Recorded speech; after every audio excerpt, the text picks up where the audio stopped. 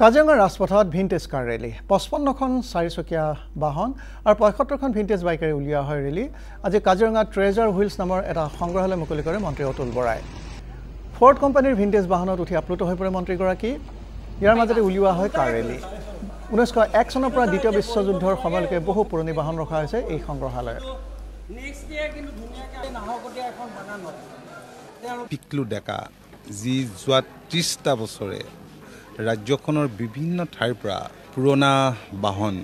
motor bike আছে motor bike যি চনত আৱিষ্কাৰ হৈছিল মটৰ বাইক 1901 চন প্ৰবেবলি এলভিয়ন এই মটৰ বাইকো ইয়াত আছে প্ৰায় 40 বিধ বেলেগ বেলেগ কোম্পানীৰ বাহন তেখেতে ইয়াত ৰাখিছে কাজিৰঙা এই পৰ্যটক ক্ষেত্ৰখন দিনক দিনে আগবাঢ়ি গৈছে আৰু এনে ধৰণৰ ইমান বাহন বেলেগ বেলেগ কোম্পানীৰ একেলগে দেখা পোৱাটো মই ভাবোঁ যে এইটো এটা যিসকল পৰ্যটক আহিব তেখেতসকলৰ বাবে এটা নতুন অভিজ্ঞতা হ'ব